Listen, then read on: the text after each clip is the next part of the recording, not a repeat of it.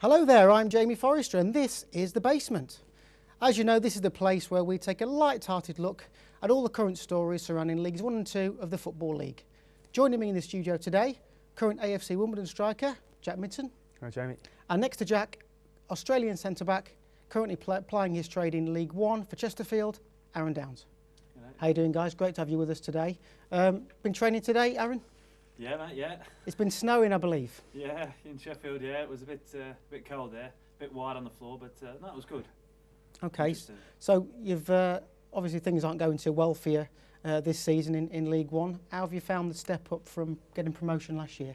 Well, like I've not, I didn't play last season at all, so I didn't really, get to gauge the difference as much. But it's definitely a step up and something that we are finding a bit tough at the minute, like you said there. But I do feel that a few decisions haven't gone our way, and in a few games we've found it a bit tougher. But I do feel that we do. I think we have enough, and we've got the squad that we could possibly get out of it. Well, I think it's always the case, isn't it? When you do, get things going against you, it just seems to snowball, doesn't it? Referees' decisions go against you at the wrong times in games. Teams take their chances when we need them to miss a sitter or something. And when I played, and we're at the bottom of the league eventually, these things seem to go against you so often, don't they? Exactly, like you said there. You look at the games that we've lost, and a lot of the time we've come in the change room and we've thought, how have we lost that game? We've dominated, for periods of times in the game, and probably looked the better team. And I've got to sort of take one on the chin here because we are actually scoring a few goals, but it's at the other end that we're sort of struggling a bit. And so it's all your fault then? Yeah, so put my hand up and take the blame. But no, like I say, I do feel that we have got a good squad of players, and we've got the same players that brought us up last season, and a few additions as well to that. And I do feel we have the capabilities of getting out of it. I just think we need. Obviously, we need a result in the next week or two to give us a bit more confidence, and then I think we'll push on. Yeah, I mean, you've obviously got an Australian accent. Tell us the story how you came over to England. Have you got an hour or so? No, it's yeah. I mean, I was playing for the Australian Institute of Sport in Australia. It's an academy there that specialises in different sports, and football's one of them. And you go there for 2 years and live with a bunch of 20 lads. And when I finished there, I had an offer from Bolton Wanderers to come over, and I had a trial there, and unfortunately I was unsuccessful with them. But that led me on to a little stint in the non-league, and then a trial at Chesterfield, and that was 8 seasons ago now. So I'm in my 8th season at Chesterfield now. So it took me a while to get into it, but now I've found my stride. I'm enjoying my life in England, and it's just days like today where I sort of think, I think I'd much rather be sitting on a beach having a cold one than waking up and going in the snow. But I think it was worth it in the end. I get what you're doing. The Institute in Australia, obviously, that is something that in England we're probably slightly envious of. We've got great facilities, but I think we see the Australian way as being, the way that we should all kind of follow. Is that something that you'd agree with? Definitely. It's a different setup because in England, obviously, you've got the academies of clubs, and they feed up through the ranks, whereas that is a case of you've got 20 lads all bunched in together from all different parts of Australia. None of them have been with a club or anything like that. They just all come together, and they get a specific coach, a specialised coach to come in and train in. You live, eat, drink, sleep, football basically. You do school in there as well, but it's all about the football at the end of the day. And there's been some really high-profile players come through: Mark Viduka, Brett Emerton, Vince Grella. So there's been a lot of high-profile players from Australia who've gone on to represent their country, outstandingly, that have gone through the program. So, I was hopeful when I joined that would be sort of my career. And I've got into professional footballer, but I still would like to go a little bit higher eventually. Okay, Jack, you've also gone to Wimbledon. Just got promotion last year up to the Football League. How are things going for you? Going all right. Similar sort of thing there. We're actually playing good football. And our manager Terry Brown promotes that playing football and not booting it long, which I agree with, and we spoke earlier about. It's a good way to play. It is. I think as a player, you see other teams that play long ball and just boom it. I think as a player, you'll agree. You'd rather. You don't want to be like that. You'd rather play decent football, wouldn't you? Yeah, and it's better for the fans. But similar. We look at the DVDs after the game. We've lost a few. I don't think we've won in 10. And you look at it and you think, how have we lost that game? We've started the game well. We've had good possession. Keeping the ball, playing well at the beginning. and we let in sloppy goals, and it just changes the whole format Yeah. of the game, which is what's happening at the moment. Well, you're currently 17th in the league, I think. What was the plan at the start of the season? Where'd you set your targets? I think the momentum. Obviously, I signed in the summer. I think the momentum of the promotion last year, carried on for the first sort of 6-7 games, and after that, clubs find you out as well, don't they? Clubs find you out. They see that you're playing good football, and they hit you at the areas where you're weak. Well, they change their game plan for you, don't they? Once they know they're playing against good footballing teams, they close you down higher up the pitch, and they try and force you into errors, don't they? Yeah, they do, and that's what's happened. And we've created our own errors really, and letting sloppy goals. But I don't think there's a major thing happening at Wimbledon. We've still got good players, and realistically, we're only 6 points off the playoffs, and that can be made up over the Christmas period, I think. Yeah, I mean, it's great to get promotion, but I think essentially it's all about maintaining your status in League Two this year, isn't it? And hopefully kicking on next season. I know before you mentioned that there's not a lot of league experience at the club, and that's something that they might be addressing in January. Yeah, I think it goes for a while, but you have to at the end of the day. We have got a good group of players. The morale is still good. It could be worse, and it could be snowing during training. That's it, mate. Nothing of that as of yet. Yeah, we'll get it to you. We'll get it to you. Outside of football, Aaron, you're doing a media course. I am, yes. I'm into my second and final year of that. Getting into the media side. I had quite a serious knee injury, and that sort of woke me up, and thought that football's not the be-all and end-all, and I'm eventually going to find myself out of football, and I thought I'd better start preparing. Whether injury ends my career early, or if I fulfil my career until I'm 35, 36, then I was hopefully wanting to have a qualification for when I finish, and to have that progression, because I know that it's not, as you probably know yourself, it's not easy playing a professional footballer then going into trying to find a job somewhere else. So I was hoping to make that transition easier on myself by having a few qualifications behind me. So the course is going along nicely. Good. Well, you've had a few injuries over the last couple of years, a few pretty bad ones. Tell us about those, and did they instigate you, kind of, push you on to taking these courses? Yeah, I mean, I've torn my cruciate twice. That's a really bad injury for a lot. For non-football people, that's probably the worst football injury you can get, isn't it? It is. It's a bit of a nightmare, and the good thing is, surgery rates and the surgeons are a lot better these days, and the success rate, is a lot higher than what it was 10, 15 years ago. You're looking, 10, 15 years, it was a career-ending injury. Yeah. You did that, and then that was it. You pack up, but no, thank God, the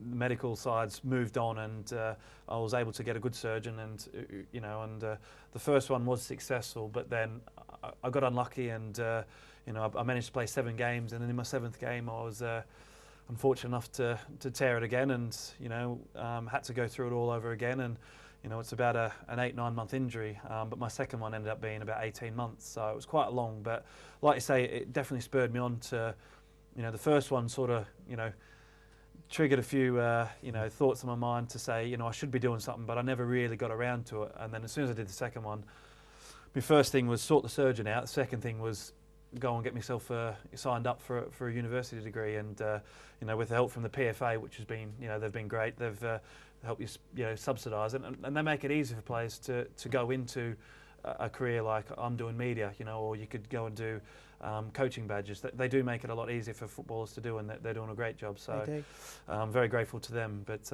you said before that the medical people had told you to pack it in. They said it was a bit too dangerous, didn't they? Yeah.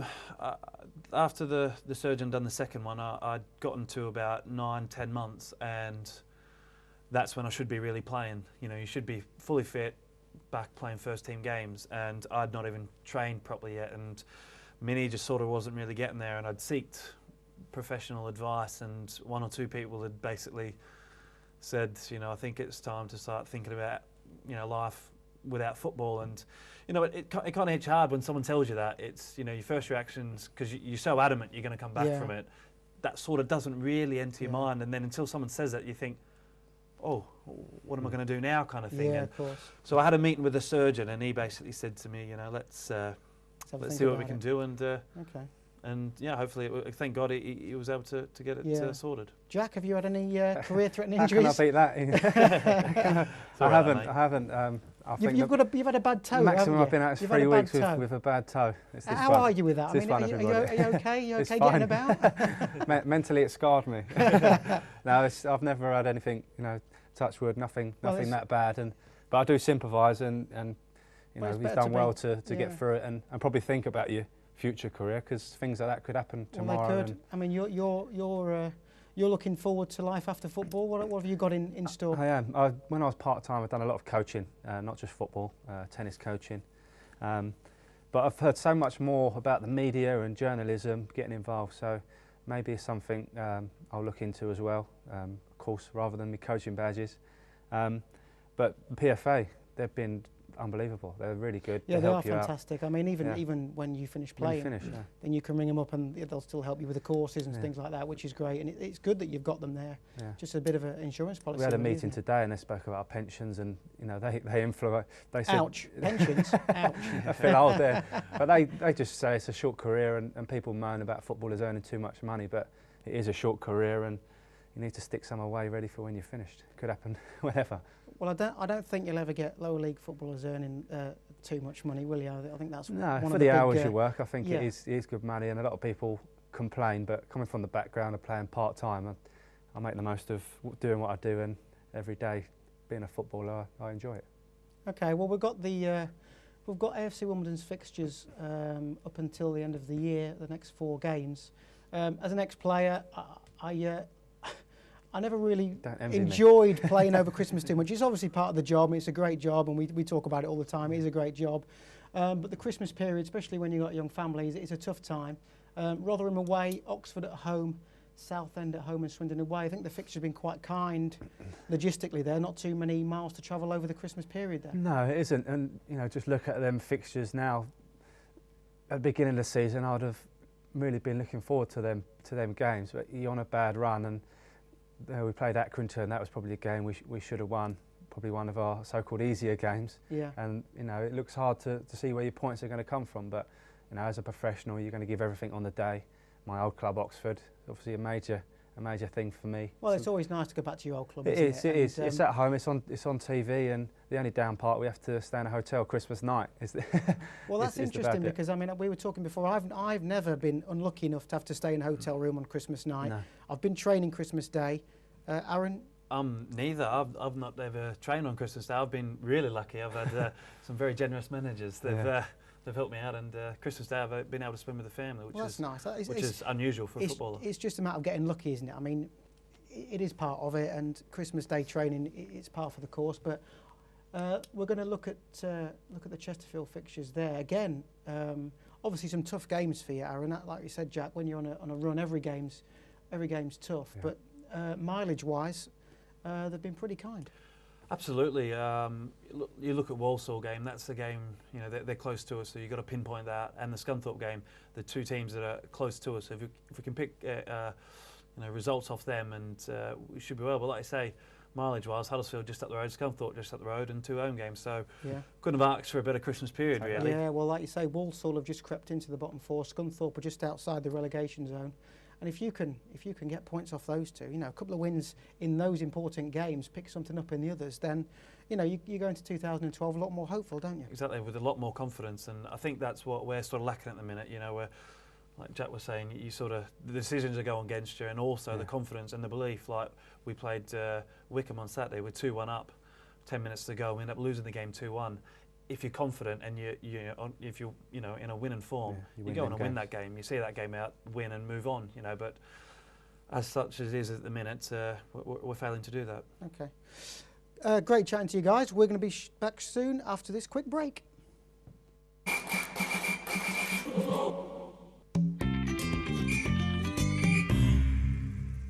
Welcome back, guys.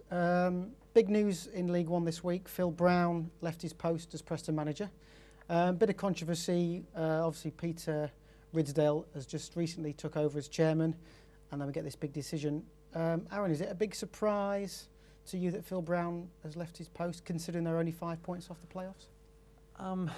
It is a bit of a surprise, yeah, but I do feel it's an immediate reaction that Ridsdale's gone in and thought, right, this is, I'm taking over now, I'm in charge, and he wants to get his own man in. I don't think he's had much to do with Phil Brown before, and from the people I hear that have been linked, it does sound like he's getting people that he's worked with before into the club, so I think it is a bit of a knee-jerk reaction, and one that's probably unnecessarily, but Peter Ridsdale's always one for controversy, isn't he? He is, yeah. I mean, Jack, is that something that surprised you? I mean, they've only won 1 in 11, so I see that side of it. But 5 points off the playoffs, a couple of wins over Christmas, they could be back up there, couldn't they? Yeah, and it's a similar situation to us. It could change around very quickly, but like you say, the new chairman's come in. They want instant results, and that happens in football. We looked at a stat earlier, didn't we, about how long managers, the average span that they're in their job for. And we did. I think it's 14 months. Yeah. So we're going to speak about that in a little amazing, bit. But we're going to come to the Skype wall. We've got Dan Freeman joining us again. Hi, Dan. You all right, Jamie? Thank you for joining us again. You're a wealth of knowledge, as we know from speaking to you about the lower leagues. Phil Brown is probably got a name as a Premier League manager a little bit higher, but he's left his post at Preston. Is this something that surprised you? Not massively. They have been on a horrific run of late, and it just comes at the wrong sort of time of the season. November going into Christmas is a time when clubs in general will be thinking, if they're going to be pushing for the playoffs, we've got to make a decision now. It's either now or never. And with the new chairman coming in, Peter Ridsdale, he doesn't mess about. He's made his decision, and if it comes off, if Preston end up going up at the end of the season, they'll look back at this and think, wow, this was it. This is when it really changed our season around. But it's not as easy as that. And at the moment in League One, it looks as if there's 5 or 6 teams that are just a cut above the rest. It does. I mean, obviously, Ridsdale has come in and he's made the big call. But the same thing happened with the previous manager, Darren Ferguson. He only lasted a year or so. Phil Brown, less than a year. We talk about stability in management. We just said that the average is 14 months for a manager. That can't be good for any club, can it? It can't be good. And it's funny, as I was reading some local stuff in the local press up in Lancashire, and they're saying it's like a revolving door, literally, in Preston at the moment. And Peter Ridsdale swapped offices with Phil Brown earlier in the week before he was sacked to literally be closer to the front door almost. So it's one of those clubs at the moment. It's just going through a big transitional period, and like I say, he's made the decision. He made big decisions at Plymouth at the end of his time there, getting rid of Peter Reid, who donated the money he raised from his medal. So he's not afraid to make these decisions, which you've got to admire in people to make decisions like this. But I still don't think it's going to be the right one. I can't see that. Without stability at a club, how you can move forward. I agree. I mean, he's brought his own players in over the summer. Talking about a new manager, Billy Davies is the bookies' favourite. Will the fans see that as a backward step, do you believe? No, definitely not. He was the only manager in recent years that actually left of his own accord. He moved on to supposedly bigger and better things at Derby, and of course he took them into the Premier League, and that all worked out very well for him. Billy Davies is a character that if he's managing your club, you love him. If he's not, you tend not to. And I think the guys at Preston will thoroughly take on board the fact that if he goes back there. But he did it in the Championship. He's done it with a couple of clubs in the Championship. League One's a totally different kettle of fish, and if it doesn't work out there, you think, well, what are they going to say if they don't go up in May? Will they be changing again? That can't be right, can it either? Yeah, I think it's a good point what you make. It's either now or never. We all know as footballers, and Christmas is a make or break period. I think there's so many points to be gained, or the other way round. There's so many points to be lost, and before you know it, they could go from sort of 10th, couldn't they, to dropping in the relegation zone. So probably a good time to make a change. And I think sometimes any change is a good change, really. It can turn out like that. All you need is literally, like you say, a new face and 1 or 2 changes made, tweaks here and there, nothing too major, and all of a sudden you've got the winning formula. And with 3 games over the Christmas period, Boxing Day, New Year's Eve, and then the Bank Holiday Monday, there's 9 points up for grabs. Then you take 7 out of 9 there, and all of a sudden you're looking into the new year and everything's rosy. But you can also lose 3 matches in quick succession over Christmas as well. I'm just looking at it from like a neutral point of view, and it could upset the apple cart further. Dan, thank you very much for your time. We look forward to speaking to you next week for the review of the year. where we'll extract some more of your low league knowledge. Thank you very much, and speak to you next week. Cheers, boys. Thank you very much. Thank you. Take care. We're going to bring in David, the Preston fan, who's going to be up on the Skype wall. Hi, David. How are you doing? Hi, lads. How you doing? Great for you to join us. Thanks for your time. Preston fan, how are you with this decision that's been made this week about Phil Brown? I think firstly we should say that Phil Brown, he's had a tough job from the start of the season. Obviously, we're getting relegated last year. We lost a lot of important players with State Ledger, Lonergan, Billy Jones, Keith Treaty. So, it was always going to be a difficult task. And obviously the injuries to Jamie Proctor, Ian Hume, Neil Mellor, after the winning run didn't help. I do think it's the right decision. I do think Phil Brown lost it on, obviously, the results that we have had. But, there's been a lot of strange team selections. I think from things that have been coming out in the press, I think he lost a lot of the support of a few of the players, or so that we hear, but obviously we've seen lots of others backing from the players as well. But, it is a results business, and the results haven't been obviously what we need. And, we are aspiring to get back to the Championship, but I don't underestimate for a minute. It's always going to be difficult to get back to the Championship. Obviously, after going down, I think people underestimate how difficult League One is. It is a tough division. I think people come down from the Championship and assume they're going to be straight back, but it doesn't quite work out that way. Scunthorpe are having a tough time too. We were talking before about fans forums. Are you a visitor to the forums on these sites? Yeah, I'm a member on the PNE Online forum as well. I also attend the club forums that they put together as well. Okay, so when clubs are having a bad time, do you think it's very easy for fans to kind of club together on these forums and get on the bandwagon? And before you know it, there's signs of fans trying to get managers out. Yeah, definitely. I mean, even after we'd lost 2 or 3 games, I think ever since that, there's been a poll on the website every week, a new poll. Should we sack Brown? Should we keep him? And gradually, as the weeks have gone on, that's got worse. And players do check. We see on Twitter and things like that, and they do see this. So it does add extra pressure onto managers, players, and things like that. So yeah, it is pretty easy for fans to get on the back. I think that's a major point. I think the internet, this day and age, the internet, the media, it is a massive thing. And I think as soon as enough fans, like you say, you're a member of the forums, I think if enough fans disagree and don't like something, I think they can have a massive say into what happens at the club. And the chairman has got to listen to the fans to some extent, hasn't he? He's got to listen to you. Yeah, I mean, you look at the poll results recently. I mean, I think the first poll was averaging about 30%, it was far too, but the last poll, which was done after the Stevenage game, came in at like 87% after about 500 votes of people on the thing. So it was a big, large percentage of fans that were really unhappy at that point. And I think the club may have seen that as well, and obviously they've been getting feedback from other areas and at games as well, and I think they finally took action on that. David, now that Phil Brown's gone, there's been a few people linked with the job. Who do you think would be best suited, and who would you like to take over the reins? I think, again, if we look at one of the polls on the website again, Billy Davies was a massive favourite with the fans. Obviously, I know he left in difficult circumstances.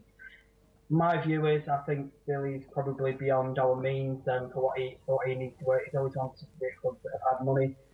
My view, I'd love to see Graham Alexander and David Unsworth given a chance. We've always had, when we've appointed from within the club, i.e. Gary Peters, David Moyes, Billy Davies again, we always have done well. And, we seem to have appointed big name managers of recent edge, and it hasn't seemed to work for us. So definitely Graham Alexander and David Unsworth for me. Okay, well, David, thank you very much for your comments. Thank you for your time. We'll obviously keep a track on how Preston are doing for the remainder of the season. Hope to see you again up on the Skype wall very shortly. Thank you very much. Brilliant. Cheers. Take care. Bye-bye. Mentioned about the fans forums there. Obviously, the internet is playing a bigger part in how the fans can interact and have their say. Do you read the forums? Well, we were talking about it just before, and I avoid it like the plague because, it's a good. I think it is good for the fans. They can get together and they can discuss things, and I think it's important for them to have an outlet.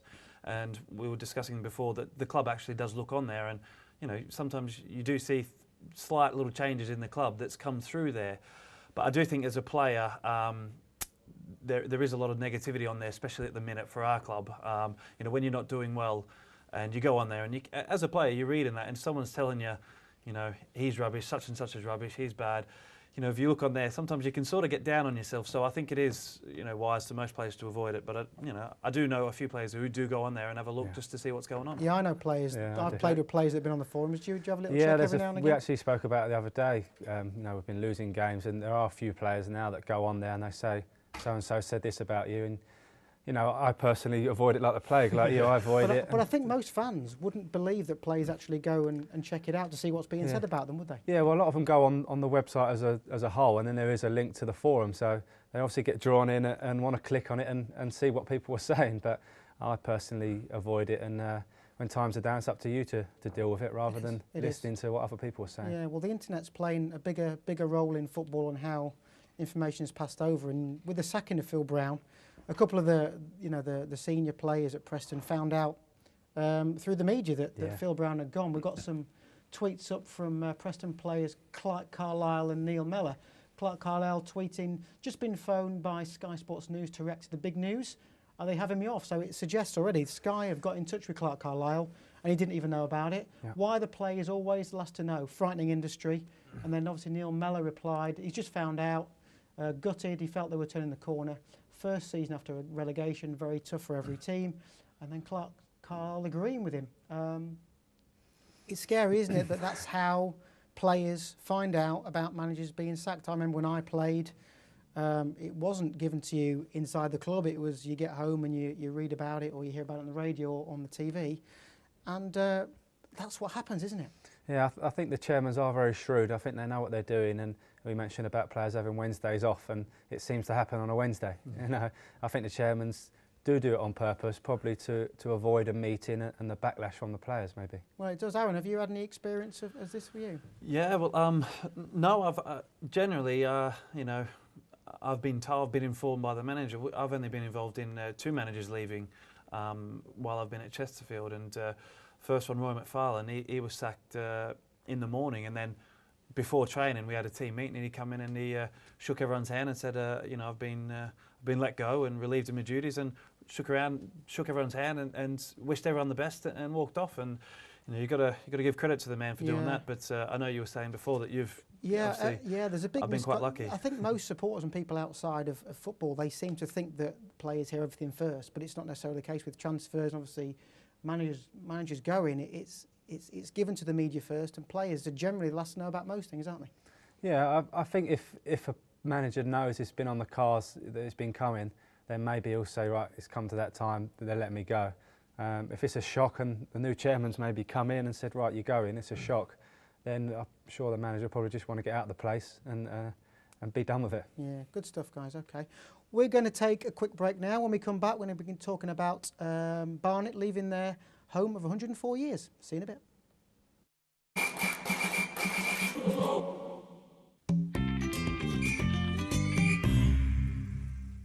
Welcome back to the basement. We're now going to talk about Barnet. They've recently decided that they're going to leave their home of Underhill after 104 years. Big shock in football. 104 years in one place. Clubs can say they've played at the same ground, can they? Yeah, you played at Barnet, Jack. Yeah, the actual support of the fans is amazing, really. And I heard about it when I was there. I was only on loan for a short period. I heard about them struggling to keep their ground then. So Barnet must have known, and they must have been looking at it the best way and must have had something in place. But it seems everyone's confused to actually what's going on. It does. I mean, they've finally come out and said it. I think we've got a journalist on the line, Adam Newson. Hello. Hello, Adam. Thanks for joining us. As we've heard, Barnet look like they're going to leave their stadium Underhill after 104 years. I'm just going to read out a statement from the Barnet chairman. Our intention has always been to stay at Underhill for a few more years, but we are now finally focused on our future location rather than having the same old discussion with the council that never leads anywhere. What's your take on that, Adam? Well, Barnet Council and Barnet Football Club haven't gone for a number of years, and in the last couple of seasons with the Rugby Club Saracens being offered a stadium within the borough of Barnet, that sort of deteriorated the situation. I'm sure Tony Clounces would like to stay in Barnet, but unfortunately it doesn't seem to be able to come to an agreement with the council, and that obviously means leaving Underhill at the end of this season. Where they'll go is quite a topic of debate, but at the moment it seems a likely option is to relocate to the Hive training ground, which is just outside the actual borough of Barnet, so they would be leaving Barnet altogether. Okay, well the council have countered that by issuing the following statement. I just don't recognise this version of events. We have already offered Mr Clinthouse a 15-year extension to his lease at a cost of £7,000 a year. That would let him run the ground safely at its current capacity. The club has also been offered a licence for vehicles to use Priory Grove for a nominal fee, whilst the club's Underhill land is used as a football stadium. I can only assume this latter point is the stumbling block. What do you make of that? Well, if that latter point is the main issue that's not allowing Barnet Football Club to play Underhill next season, then it's a great shame. And you'd like to think that at some point in the very near future that maybe the council and the football club can get together and come to some sort of agreement, because leaving any stadium is hard for fans, and especially when you've been there for 104 years, it's going to be even harder. And if you have to leave the borough altogether, you could lose several hundreds of fans. Well, you could. I mean, we had it with MK Dons relocating. I'm sure it won't be as drastic as that. But is the trading ground the only option they've got? There's a possibility of ground sharing, of course, but that's not one that the Barnet fans seem to want the club to go in that direction. The training facility is something that they've heavily invested in. They've spent £11 million on it over the years. It's state of the art. And they do have permission to build a ground at the training ground. That seems a likely option. If that could be ready in time for next season, could be the stumbling block, though, which may force Barnet into ground sharing for at least possibly next season. Okay, I mean, Adam, do you think that looking at the amount, it seems quite a small amount for them to be able to pay to stay at the ground? I've trained at the Hive when I was on loan towards the end of the season. Do you think maybe the chairman's always had this in his mind? Maybe that would be an ideal location for that, because it doesn't seem they could have to do that much to stay at the Underhill.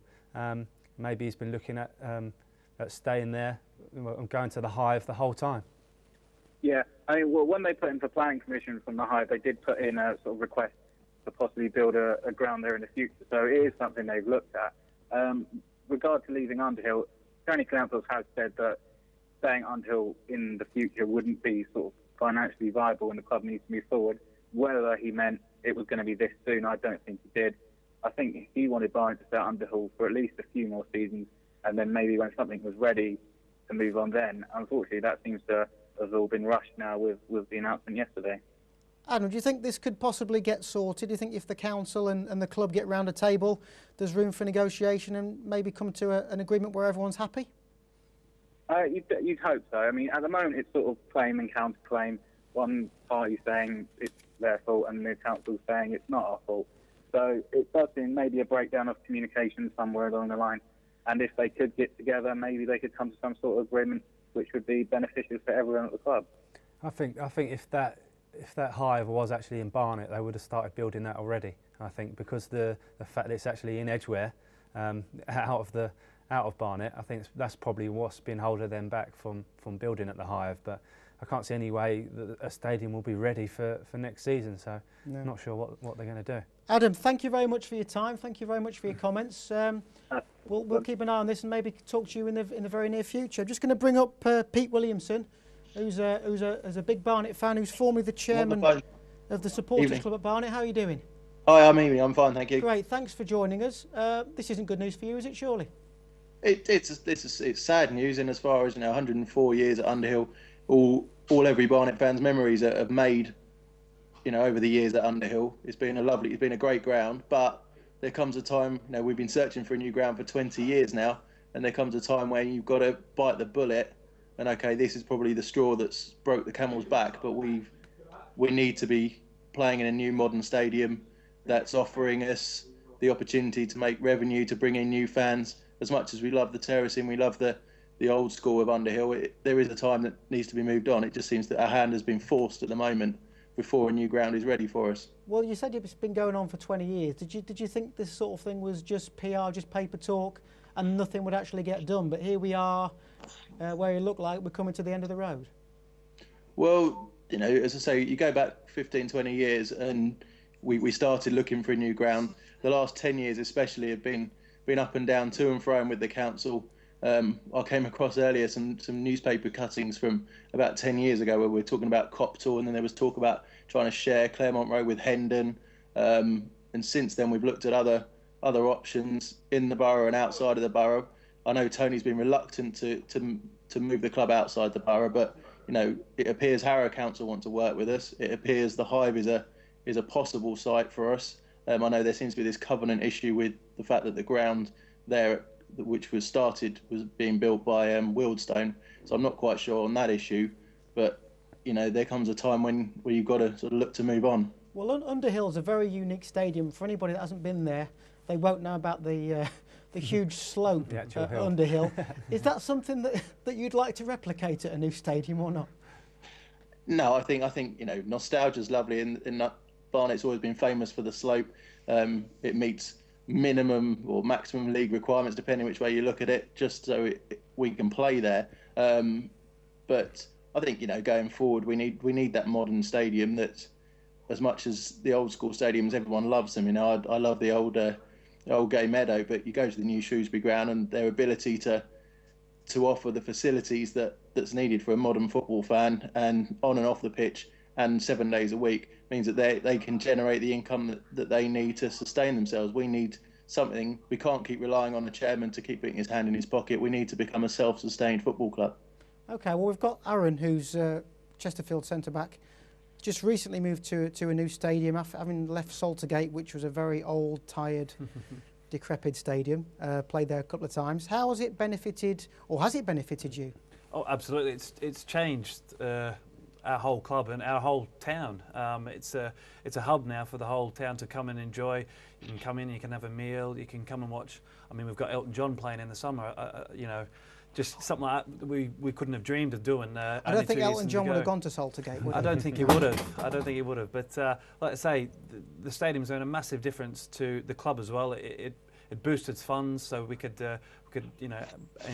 attract better players, therefore getting us promotion as well. So it's worked for us on and off the field fantastically.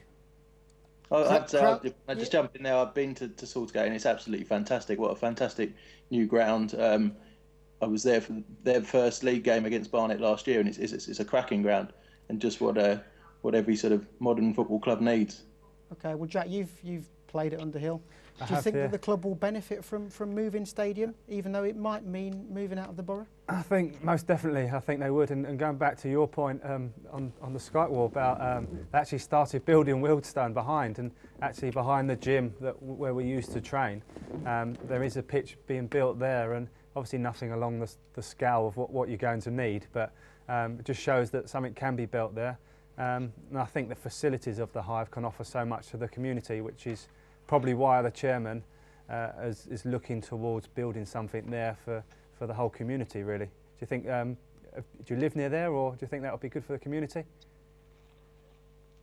So was that directed at me? Yeah, well, sorry, for the fans going to... to be fair, I live in Barnet, near the ground at the moment, and you know, for travelling distance, it will add 15-20 minutes each way for me to get to the ground. But you know, they say that a church is its people, not the building itself, and it's exactly the same with the football ground, isn't it? You know, it's the fans that make a club, and if the fans go en masse to a new stadium and make it their home, then you know, so be it. And if that's what we have to do, it's what we have to do. Well, it's very refreshing that you'd consider leaving the borough to get a better stadium, and obviously that would hold you in good stead for the future, wouldn't it? Yeah, it's a shame. You know, nobody wants to leave the borough. Nobody wants to leave Underhill. Obviously, we looked at trying to build just south of the current ground about 8-10 years ago, and that got rejected. And that would have been an ideal site. That'd be brilliant. But for political reasons and greenbelt issues, etc., it wasn't going to happen. But if we need to, I would like it to be written into a covenant within the club, personally, that whoever is in charge of the club, be it Tony or going future 10, 15, 25 years down the line, that whoever is running the club will always look to try and bring the club back to Barnet and the borough, But in the short to medium term, we need to get a secure future for the club. And if that means having to go, 500-600 metres the other side of the borough boundary, then unfortunately, I think that's, my opinion is, having looked at all the issues, is that it needs to be done and to secure the club's future. Okay, Pete, thank you very much for your comments. Much appreciated. No worries. We'll speak to you again very shortly. Thank you very much. We're going to take a very short break. We're back very soon.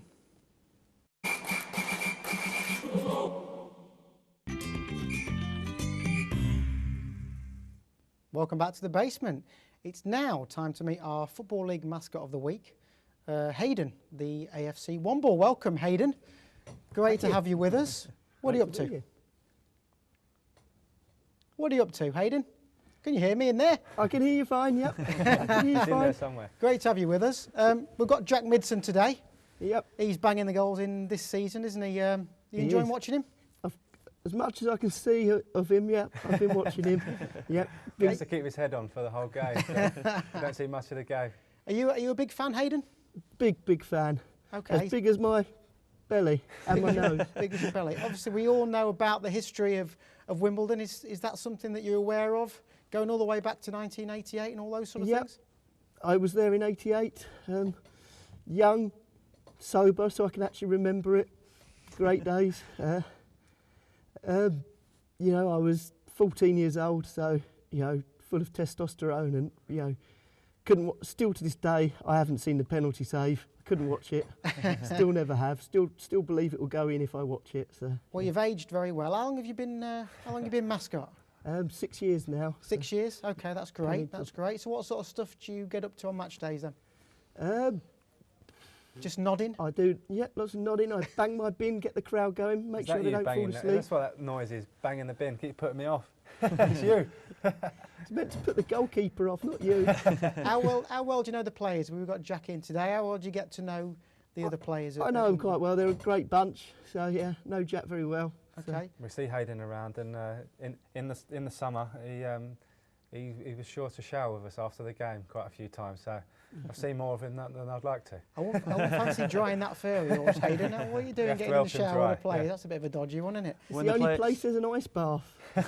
Hayden, we've got a video of you doing the hacker, so we're going to take a quick look at this. Brilliant.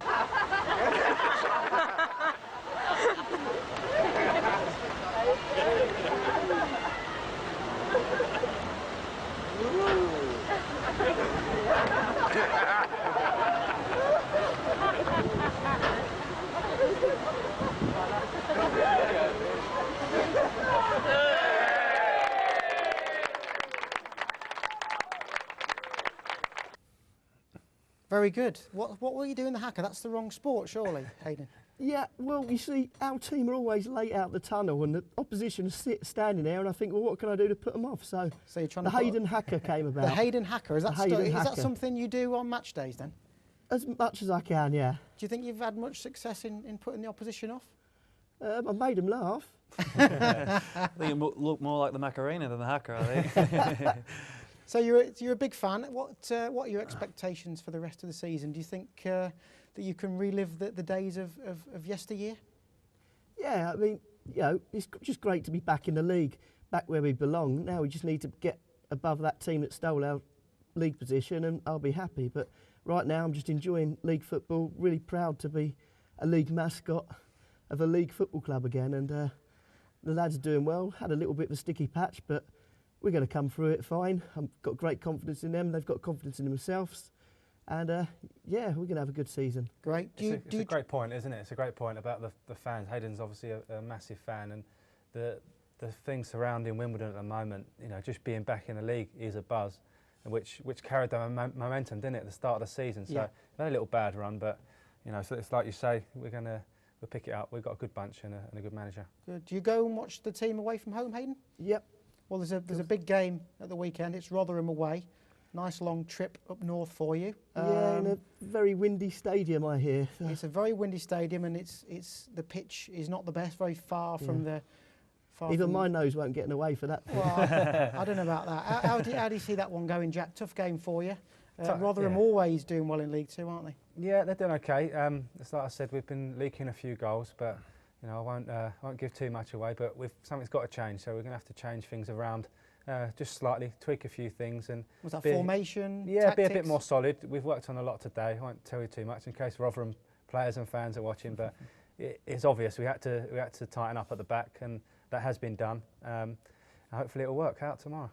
Well, we're travelling tomorrow. We've got to travel up there, so hopefully it won't snow and play Saturday. Well, you've had a good season up to now. 11 goals in 26 games.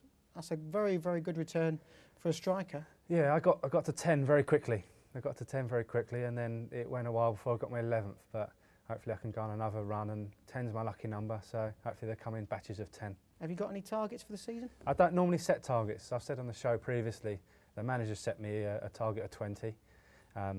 He would though, wouldn't he? I'm surprised he's not set him at 40.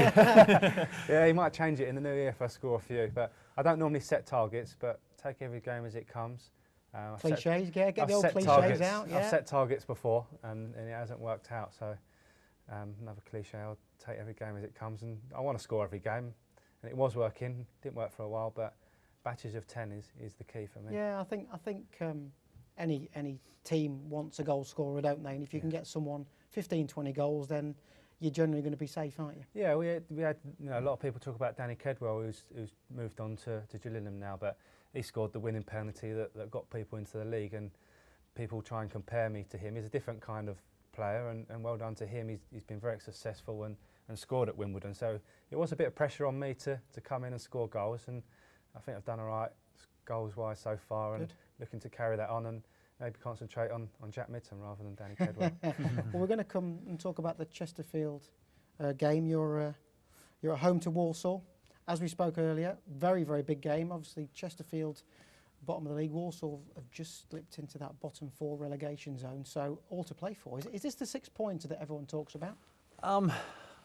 You can say that, yeah. I think people were saying that about last week as well when we played Wickham. So, like you say, talking about cliches, there's one, there's 6-pointer. But it's a massive game for us, and you know you feel it's could be a turning point for us if we are successful in the game. And you know, just touching on what we said there about being a bit solider at the back, and that's something that you know we need to be ourselves and a little bit solider, and it's something we've been working on the last couple of weeks. And it'll be nice to keep. We've not kept a clean sheet since September, I think. So we're well overdue one of them. So I really feel it's a must-win game for us, especially at home. And you know, if we could take some points off them, like you see, they're 5 points away from safety. So you know, with a bit of luck, we can pull them back in the next couple of games, and you know, make the Christmas period our period.